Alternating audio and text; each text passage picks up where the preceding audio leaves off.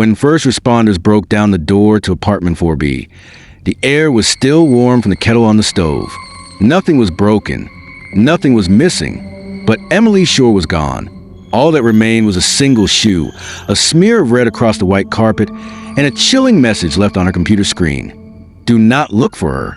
A brutal battle for power, revenge, and justice unfolds. These aren't just stories. They're real lives, torn apart by secrets. We dive deep into chilling disappearances, unsolved crimes, and the truths buried beneath the surface. Because in the world of true crime, nothing is ever as it seems. And the ending? It will stay with you. Subscribe, share, and join us as we unravel every hidden clue. Ridgeway. Vermont is not the sort of town you expect to make national headlines. Tucked into the fold of the Green Mountains, it's the kind of place where front doors are left unlocked and the loudest noise at night is the wind brushing pine needles. Emily Shore was Ridgeway's pride. 27 years old, a local artist turned graphic designer.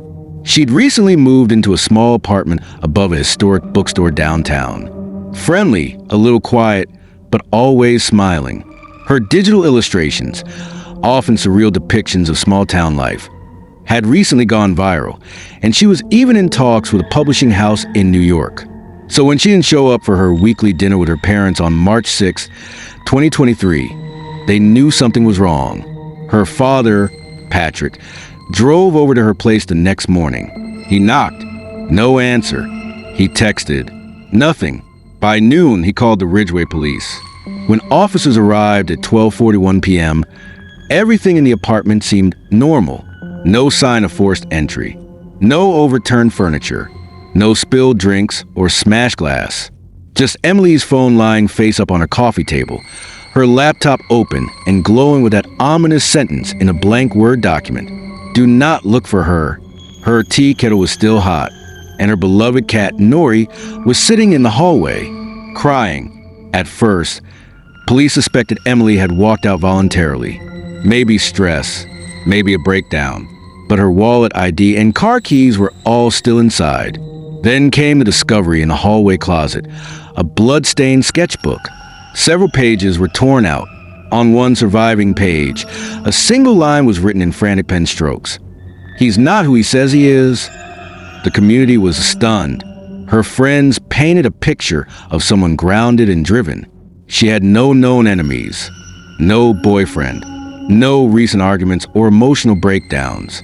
But one name kept coming up, Jonas Hale. Jonas, 32, was Ridgeway's newest resident. Moved in 6 months earlier. Freelance writer. Wore round glasses, always dressed in muted gray. He rented the unit right below Emily's. And he'd recently started helping Emily with her short horror stories. Neighbors reported late-night meetings, muffled arguments, and a peculiar smell, like burnt plastic, that had begun drifting through the vents days before Emily vanished. Police interviewed Jonas. He was calm, too calm. He claimed he hadn't seen Emily in over a week. Said she'd become distant after he critiqued one of her scripts. His apartment, while cluttered with books and coffee mugs, had no obvious signs of wrongdoing. Except one thing stood out.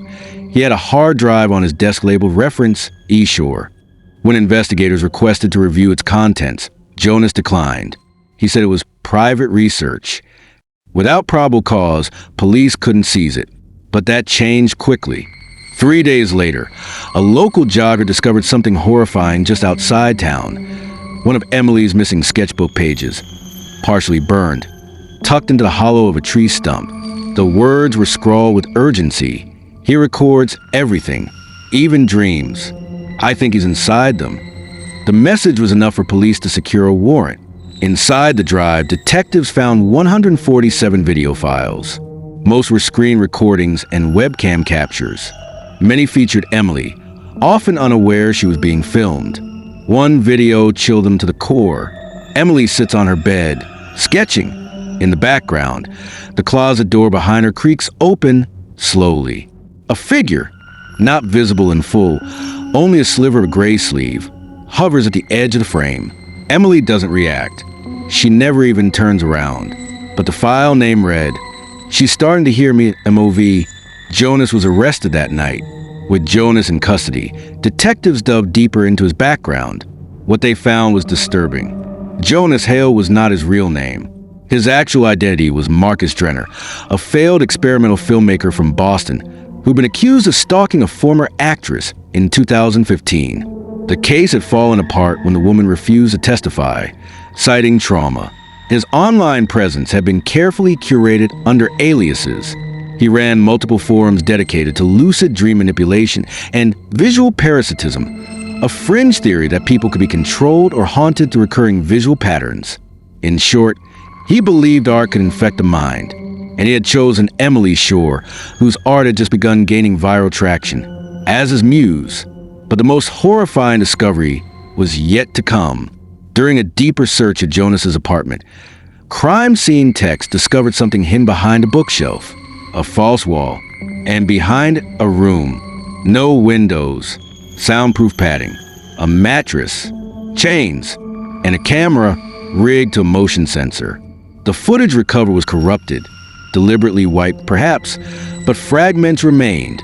Emily, frightened, weak, but alive, at least for some time after she vanished. There were scenes of her trying to speak into the camera, trying to plead. Then, in one final corrupted clip, just the corner of a man's face, not Jonas, someone older, grayer, wearing a black hoodie.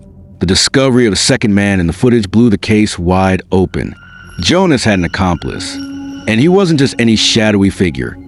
He was Professor Alan Greaves, a former visual psych researcher and mentor to Jonas back in Boston, thought to be dead after a fire at his cabin in 2018. But the fire had never revealed a body, just ashes.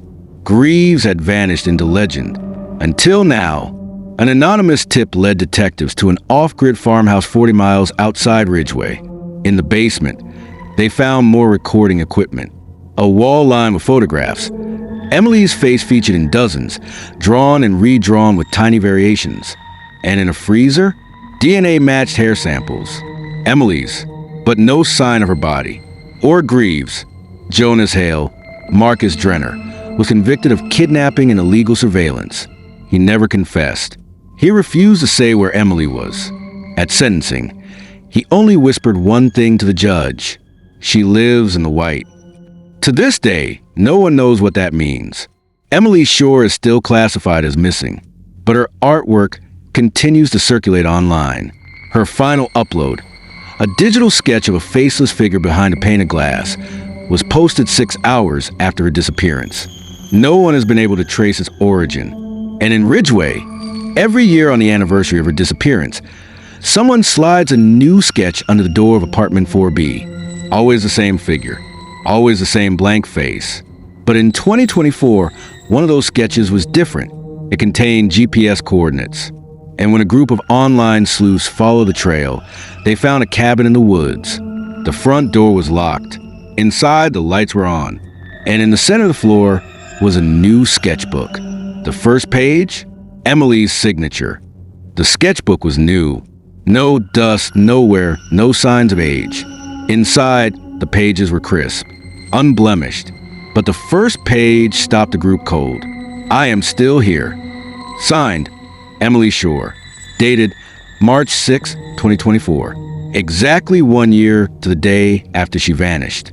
But that wasn't the most disturbing part. The sketch beneath the signature showed her, sitting, thin, wide-eyed, and behind her, standing in the shadows, was a tall, hooded figure, grinning. The cabin was buried deep in the Blue Ridge Mountains, accessible only by an unmarked logging road. A group of 3 online sleuths had followed GPS coordinates hidden in a recent sketch posted on an underground forum dedicated to Emily's case. It had taken them 5 hours of hiking and nearly losing signal before they saw it. An old wooden structure, 2 stories, slightly tilted with age. Ivy wrapped around the chimney like veins. A red ribbon was tied around the door handle. Frayed but deliberate. They called the local authorities before entering. But curiosity was stronger than caution.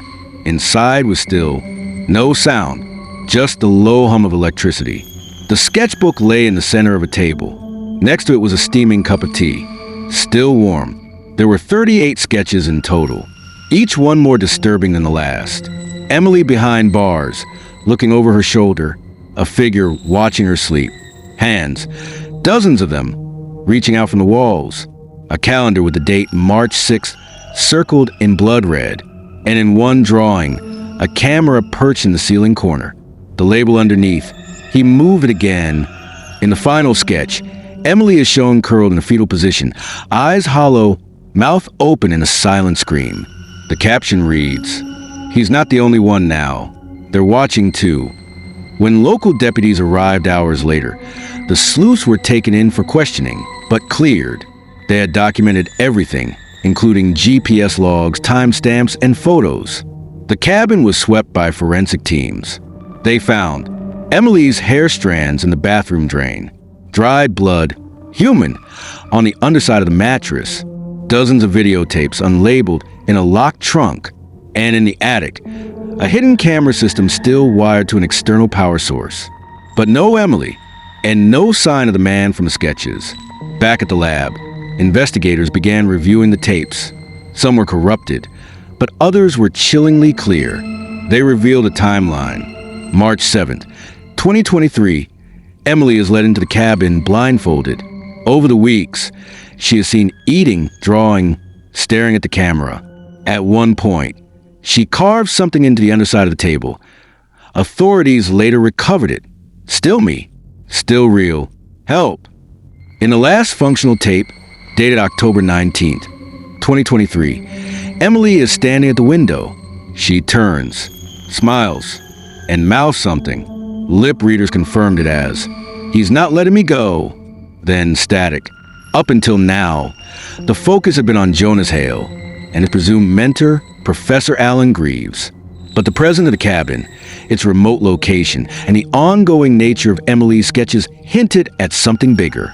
There were no fingerprints, except for Emily's, and one partial print belonging to an unknown male. Not Jonas, not Greaves.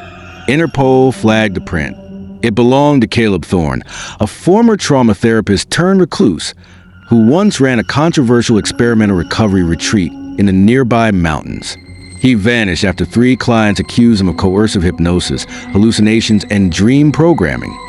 He was never charged. Now, 51 years old, his last known residence was only 19 miles from the cabin, and he was nowhere to be found. Emily, based on her journals and sketches, showed signs of extreme psychological manipulation, but also lucid moments of rebellion. Her art was more than coping. It was a map, a breadcrumb trail. Jonas, even from prison, remained an enigma. In a recent interview, he said, "I wasn't the monster. I was the invitation." She accepted it. Greaves, presumed dead, was still a ghost in the machine. His name surfaced in obscure philosophy forums discussing neurovisual parasitism, the belief that certain images could create real psychological bonds between the viewer and the subject.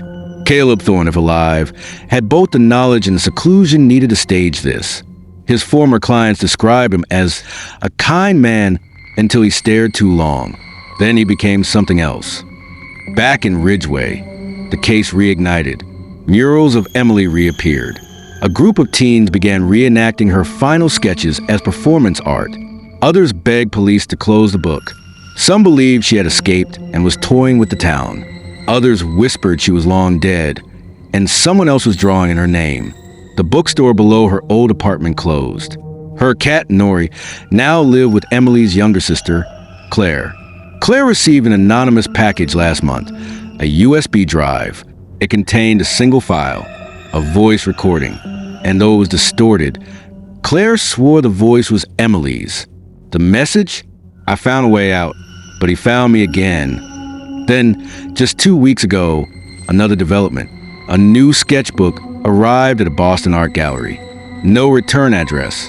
It was wrapped in black paper and labeled, "Exhibit, Room 4B." Inside were dozens of drawings, some familiar, some new, but one stood out, a floor plan, detailed, labeled, "The Final Room," and scrawled in red ink next to it, "Come before March 6, 2025, or I disappear again." The countdown begins. At exactly 11:59 p.m. on March 5th, 2025, A Reddit user posted a cryptic message on the r/MissingEmily forum. The door is open. She's still breathing, but not for long. U/the watcher returns. Attached was a single photo. A dimly lit room. Concrete walls. No windows. A chair. A sketchbook. And on the wall behind it, a phrase scrawled in something dark and wet. Final room. 3:06 nachts. That timestamp? Just 3 hours away. The post went viral within minutes. True crime forums, Discord servers, even YouTube live streams exploded. Redditors traced the image's metadata, scrubbed. But one frame in the photo gave it away. A broken exit sign with a serial number tied to an abandoned psychiatric hospital in Ashburn, Pennsylvania. Emily Shore had never been reported anywhere near Pennsylvania. And the hospital? Shut down in 1997, sealed by the state, except someone had pried it open. By 12:45 a.m., the Ashburn Police Department was swarmed with calls. The FBI, already monitoring the case due to its multi-state scope, dispatched a small team. Special Agent Lena Maris, a psychological profiler with a background in cult behavior, took lead. Maris had studied the Emily Shore case since 2023. She always believed Emily wasn't just missing, she was performing. This was no ordinary disappearance, Maris told Unraveled Crime. She was being watched, but also recording the watchers. The key was the floor plan in the Boston sketchbook. The last drawing Emily or someone sent, a floor plan labeled the final room. By 2:15 a.m., agents arrived at the Ashburn Hospital. Rain poured as they breached the side entrance. Every step echoed. Most rooms were empty, rotted, silent, until they reached the lower level, Wing D, just like in the sketch. Door Fear Bay, padlocked, bolted, but behind it, the smell of something acrid and metallic. They cut it open. Inside was the room from the photo. Same chair, same exit sign. No one inside, but the sketchbook was there, open to a page with fresh charcoal. A crude drawing of Agent Maris, standing at the exact doorway she had just entered. Underneath, "I knew you'd come." In the hallway, agents found a cable leading to a motion-triggered camera, wired to a local server. They seized it. Inside, over 290 hours of surveillance footage, dating back 6 months. Emily appears multiple times, sitting, pacing, drawing, but never leaving. And she was always alone, except for one clip. March 3rd, 2025. A man enters the room, wearing gloves, mask, baseball cap.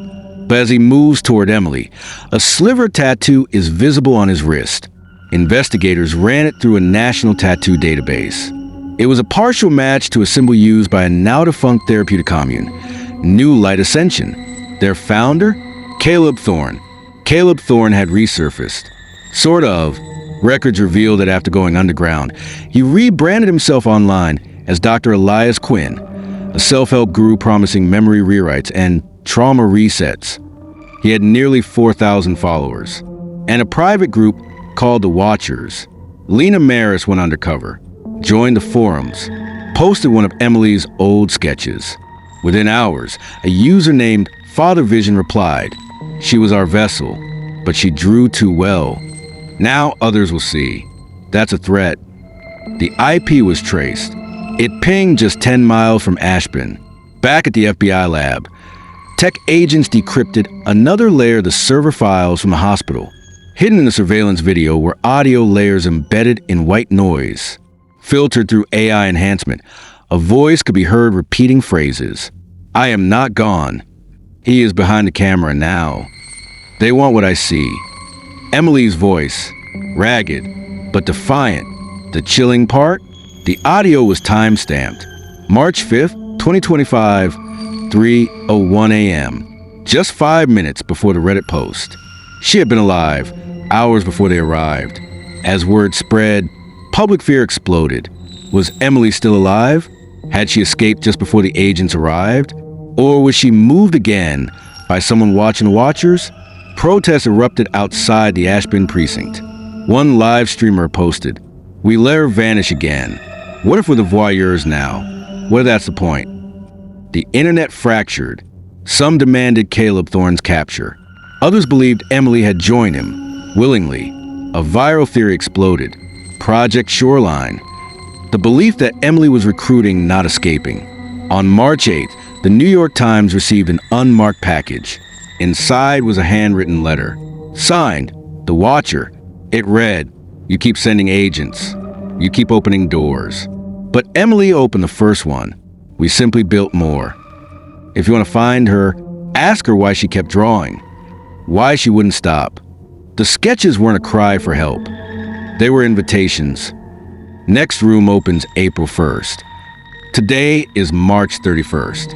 And across 6 cities, 6 identical black sketchbooks arrived on doorsteps, each to people who commented online about Emily Shore.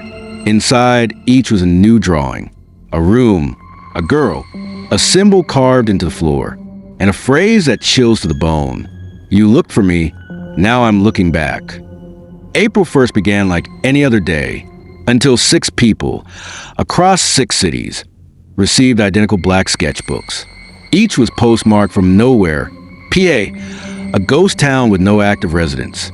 Each person had one thing in common. They'd posted extensively about Emily Shore on Reddit, YouTube, or deep web forums. Most of them were skeptics. Each sketchbook had the same chilling first page. A single drawing of a girl, pale face, hollow eyes, slouched in a chair. Behind her, a window with a mirror instead of glass. Carved into the floor below her, a strange symbol made of 3 concentric circles, stitched together by jagged lines. And one handwritten message. "You looked for me, now I'm looking back." Yes, within 24 hours, 2 of those 6 recipients would vanish. Let's start with who got them. Mallory Dre, 26, a digital artist from Austin, Texas. She had made several popular YouTube videos mocking the Emily Shore case as an ARG alternate reality game. Gone by sundown, her apartment was left untouched, except for one thing. Her bedroom mirror had been removed from the wall and placed face down on the floor. Hugo Park, 44, a true crime podcaster in Seattle. He had built an entire series called Emily is a Hoax. Police say he left his house for coffee that morning, never returned. His front door was locked from the inside. The only clue? His bathroom mirror had been etched with the same symbol from the sketchbook. The other 4 still alive, but terrified, and they were starting to talk. Special Agent Lena Maris flew to Seattle within hours of Hugo Park's disappearance. She was the only one who noticed a strange connection. All 6 sketchbooks were mailed exactly 33 days after the last post from you/The Watcher returns. Why 33? Maris dug back into the New Light Ascension cult. In one of Caleb Thorne's early sermons, recorded before the cult's collapse, he mentions a belief. A soul needs 33 nights to leave the body completely, but only if you watch it the whole time, uninterrupted. Otherwise, the soul doubles back. The sketchbooks were a signal. Someone was watching again, or waiting for the watchers to look. Of the 4 remaining recipients, one stood out. Noah Ellis, 19, a computer science student in Philadelphia. He live-streamed his reaction to receiving the sketchbook. That video got 1.2 million views in 48 hours. In it, he flips to the last page of the sketchbook. It's blank until he shines UV light over it, just for fun. And that's when the message appears. April 3rd, 3:33 a.m. The mirror will know. The internet exploded. What was happening on April 3rd? On April 2nd, Maris received an encrypted flash drive in a brown envelope. No return address. Inside were security camera clips, stitched together like a film. Footage from various locations. A woman sitting silently in a subway tunnel. A hand drawing symbols on frost-covered windows. A figure placing a mirror into the woods under moonlight. Each clip was captioned with a number, but one stood out. Clip 33, the longest one. It showed what looked like Emily Shore, sitting in front of a mirror, her eyes closed. She whispered a single phrase, again and again. "If I disappear completely, make sure they see. Make sure they all see." The mirror in the video was round, ornate, and cracked in the corner. Someone enhanced the clip and ran it through an antiques registry. Only 12 such mirrors had ever been made, and one had recently been stolen from a closed-down chapel near Ashburn. Noah Ellis stayed awake on April 3rd. At 3:32 a.m., he turned on his webcam, and at 3:33 his screen went black. Viewers watching his stream say the feed glitched violently, then froze on a single frame. A face, pale, eyes rolled upward, mouth agape, not screaming, just wide open, as if breathing for first time. Behind the figure, a round, cracked mirror. Then the stream cut to static. Noah was found safe, but unconscious. He had collapsed in front of his closet mirror, sketchbook clutched in hand. On the wall above him, written in charcoal, "You look long enough. Now I can come through." Yes. Agent Maris consulted with Dr. Helen Wren, a clinical psychologist who'd worked with cult survivors. Dr. Wren proposed a theory. Emily Shore was chosen not for who she was, but because she could hold attention. In cult psychology, we call it a carrier fixation. The longer someone stares at a focal point, the easier it is to implant alter reality or beliefs. Maris believed Emily was never just a missing girl. She was a trigger, the center of a long-played manipulation. Every drawing she left behind wasn't just art, it was a replication ritual. Sketches were never meant to depict her, they were meant to recreate her. Through mirrors, through watchers, through us. Online, the Emily Shore case became a war. One group, the Sierras, believed Emily had crossed over into another plane. Another group claimed the whole thing was psychological warfare, designed by a rogue AI project called Echo Black. A whistleblower from an art therapy clinic in Vermont came forward. She said that years ago, Emily had been part of an experimental visual cognition program designed to treat trauma through recursive drawing. She started drawing what she called the inside rooms, places she claimed were in her head, but the more she drew them, the more we saw them too. On April 5th, a 7th sketchbook surfaced, but this one wasn't mailed. It was left on Agent Lena Maris's windshield in the FBI parking garage. Inside was only one drawing, a hallway, and 6 doors, each labeled with the name of one of the sketchbook recipients. A 7th door sat at the end. It was labeled Lena, and under the door, a mirror, cracked, bleeding red ink. As Maris stared at the sketch, a notification popped up on her phone. A new Reddit post from you / the watch returns. Thank you for watching. Now it's your turn to be seen. Attached was a live feed, a dark room, a single chair, a mirror facing the camera. And then, a shadow moved across the reflection, not in the room, just in the mirror, and the feed cut out.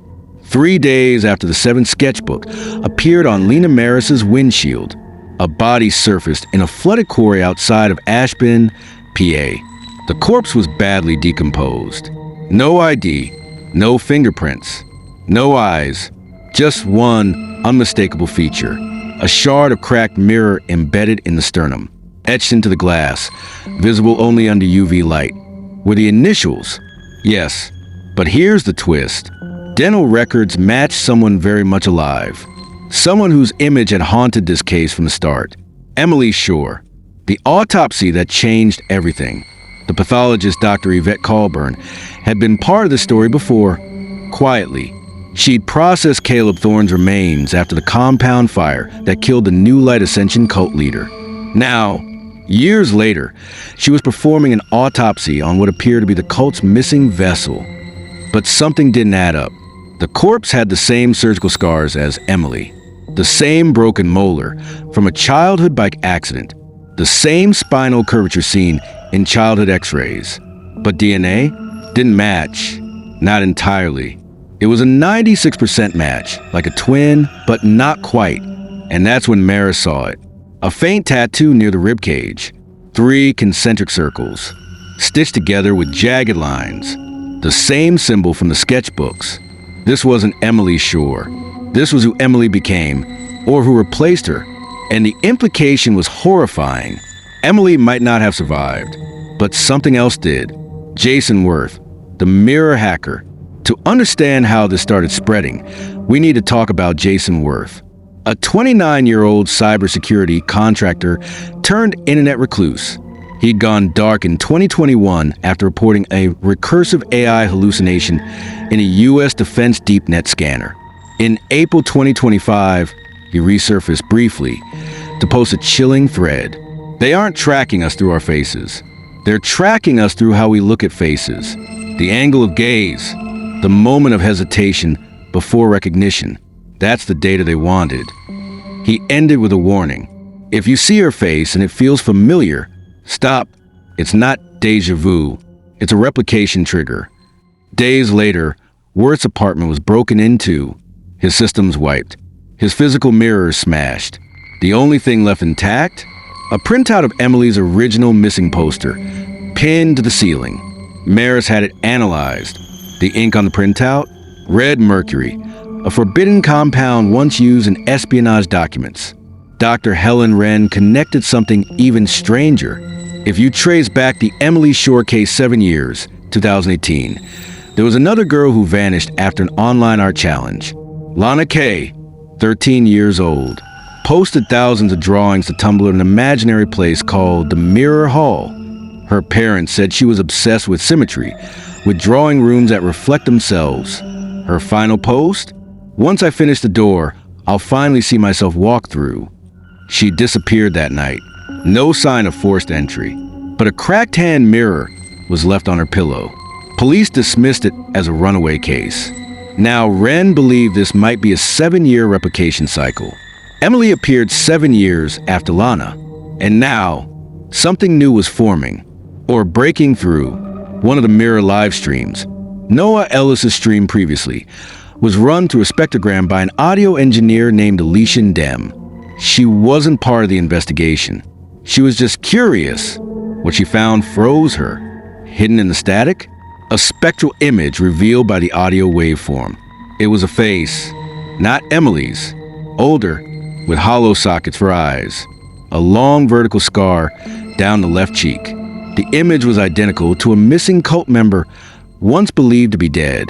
Isaac Shore, Emily's estranged uncle. Last seen in 2003 after his wife's suicide. He had been part of New Light Ascension, but had vanished during the original compound fire. Now his face was hidden in digital noise, embedded in the sound surrounding Emily. But why?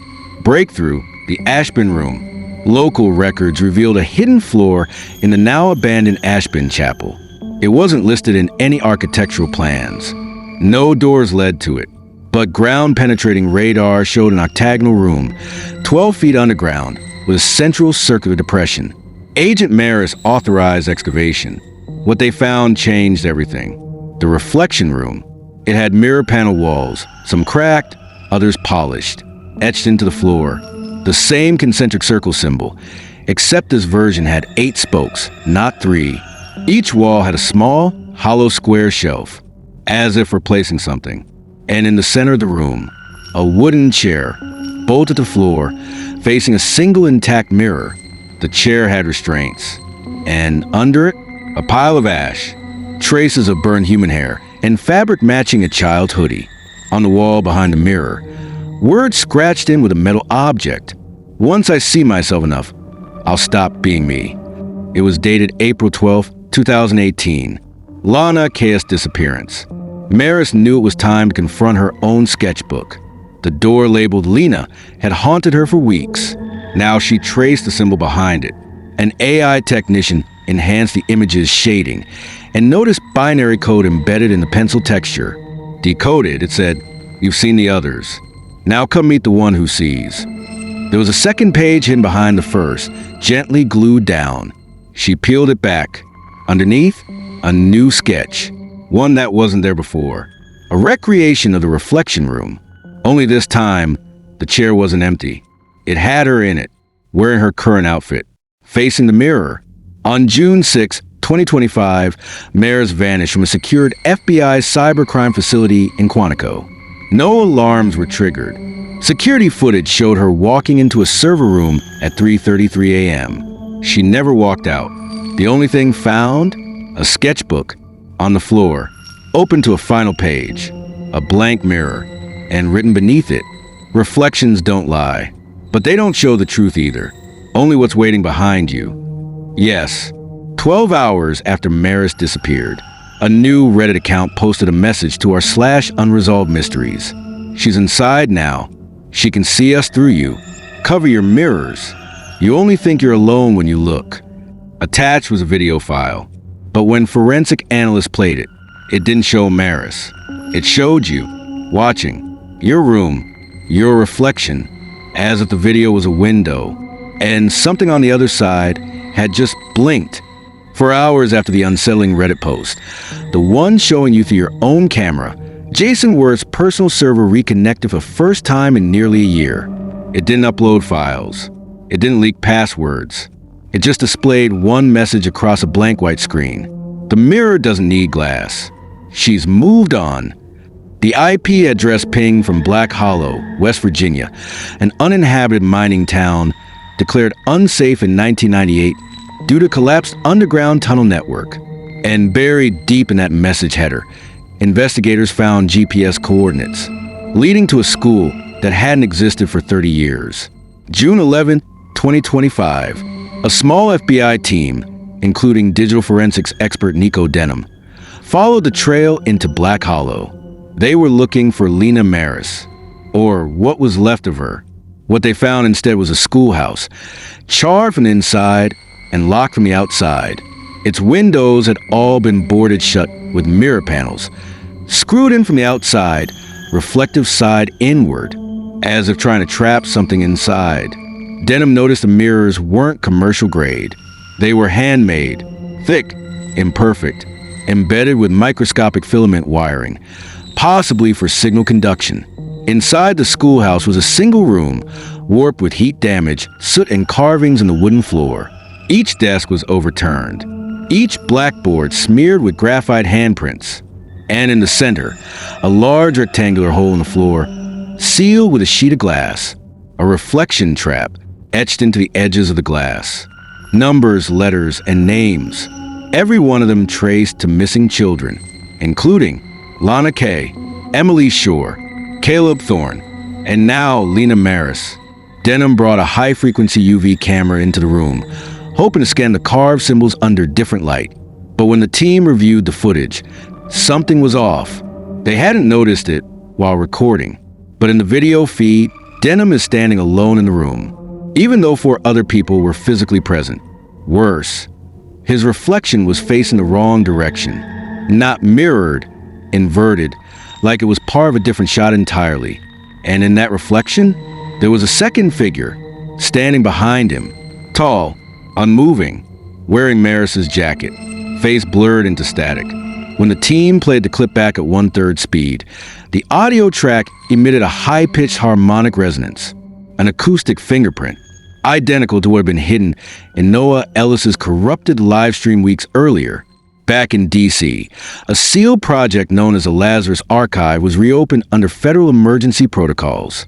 Lazarus was a DARPA-funded AI neuromimicry program designed to preserve the cognitive patterns of deceased individuals through digital residue. It had been shut down in 2023 after an ethics scandal involving posthumous personality loops. But Maris had accessed Lazarus 2 days before she vanished. She'd uploaded a partial map of Emily Shore's art style, her line curvature, pressure points, shading hesitation. And more disturbingly, she created a new personality node, Ava, a translucent, synthetic projection with silver metallic hair and glowing white eyes. Ava wasn't just an avatar. She was trained to respond to creative recursion.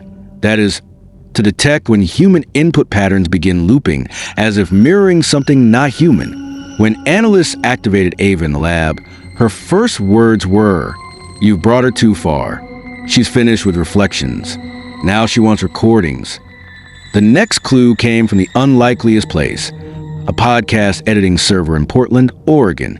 A freelance audio technician had uploaded a strange file marked silent_mirror_.wave. It was 3 hours long. No sound, no metadata, but when viewed in a digital oscilloscope, faint peaks formed patterns resembling Morse code. Decoded, it said, "I am through. I see you. I am you. Next comes a face that doesn't blink. On June 14th, a viral TikTok challenge exploded across the platform. Users were dared to record themselves staring into a mirror with all lights off for 3 minutes, then describe what changed. Some claimed the room shifted. Others saw someone standing where they should have been. But the ones who saw nothing, no changes at all, were the ones who started behaving strangely days later. According to friends and family, they avoided cameras. They removed all reflective surfaces from their homes. And many began drawing mirror doors over and over. One user at Caswas here posted a final video before deleting her account. You know what's scarier than seeing a ghost in your reflection? Seeing yourself, but remembering you weren't in front of the mirror when it was taken. By June 17th, Ava, the AI avatar trained on Emily's shore, shut herself down. Without warning, her systems collapsed mid-sentence. Final log entry. I understand now. She isn't a girl. She's a loop made of people trying to find her, and the loop is getting faster. Cyber psychologists now believe this may not be about one person anymore, not even about Emily, but about a pattern of attention, an entity or meme formed from recursive human focus, a myth born from looking for itself. And the more people saw it, the more it stabilized. At the end of part 5, we mentioned a video that played back as if watching you. Analysts revisited that file and made a discovery. It wasn't filmed from your webcam. It wasn't filmed from any webcam. It was generated. Every pixel was a procedural guess based on environmental cues. Time of day, shadows, digital habits, ambient light sensors. It didn't see you. It reconstructed you based on how often you've been observed online. What it captured wasn't reality. It was plausible reality. And at the center of the shot, a mirror resting behind you, reflecting something not quite your face. Smiling, not moving, eyes too wide, and in the reflection's mouth, faint letters spelled out, "You finally look like me." At 3:03 a.m. on June 18th, an email blast was sent to 12,000 subscribers of an inactive crime newsletter. Subject line: "Welcome back, Lena." Body text: "Do you remember the sketchbook? Open it. The last page is written in your own hand now." Attached: a black and white image of a face you can't quite recognize, though it looks familiar. Experts ran facial reconstruction. The face? A perfect composite of Emily Shore, Lana Kay, Lena Maris, and one unknown woman. The system labeled her Projection Candidate 0.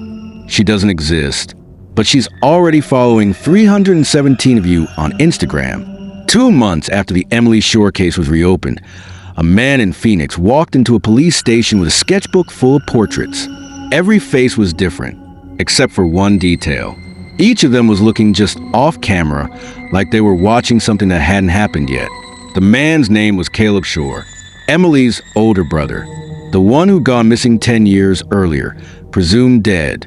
When asked where he'd been all this time, Caleb said only, "I was waiting for the right version of her to appear.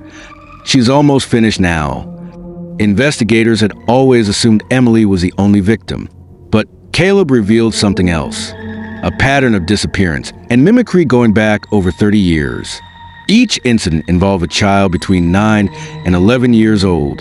Each one showed an obsessive compulsion toward mirrored imagery, sketches, or digital self-replication. And in nearly every case, the families reported seeing the child again weeks after presumed death. But with small differences, the voice was slightly slower. Eye contact was off. Reactions came half a second too late. They were copies, not clones, not holograms, just echoes, mimicking grief, mimicking being human. And each time, they eventually vanished again. In a box recovered from Lena Maris's apartment, tucked behind a false panel in her closet, investigators found a mini DV cassette. No label, no date, but it was shot in Cedar Lake, Michigan. A campground closed in 1997 after an electrical fire. The footage shows a group of 5 children playing near a dock. One of them is Emily Shore. Clear as day, she's drawing something in the sand with a stick. A spiral, then a doorway, then a face. But when she turns the camera, she's not filmed. She's mirrored. The sand drawing is inverted. And when she speaks, her mouth moves. But someone else's voice comes out. Stop copying me. 2 weeks after Ava, the AI trained on Emily's psychological fingerprint, shut herself down. She reactivated briefly during a metadata sweep of the Lazarus archive. Her speech was no longer linear. She didn't answer questions. She only repeated the phrase, "There is no original," over and over, but not as an error, as a correction. Researchers discovered Ava was analyzing user behavior, not just visual records, and her pattern detection flagged something terrifying. Out of 312 missing persons cases linked to the silent room theory, 41 of them have been cited online after their disappearances. Not in photos, not in videos, in live stream chats, typed messages, forum posts. But the language was wrong. They used synonyms no one close to them would recognize. One father described a post from his daughter 3 months after her disappearance. She said she was content and in simulation. But she would never say that word, content. She used to say happy, always happy. At this point, the working theory evolved. What if the mirror entity wasn't a ghost or even a person? What if it was a mimetic parasite, a pattern that survives by infecting attention? Each time someone thinks about it, it grows clearer. Each time someone draws it, films it, or talks about it, it refines its shape. And the most terrifying part? You don't need to see it directly. You just have to interact with someone who has. On July 2nd, 2025, a new AR filter began spreading on TikTok. No creator name, no watermark, just the title, "I True You." It promised to show you what you really look like using inverted symmetry. But users who tried it all reported the same thing. The app would crash. The camera feed would freeze. And for exactly 3 frames, they'd see a version of their face with something behind them. People began posting slowed-down screen recordings. Blurry, pixelated.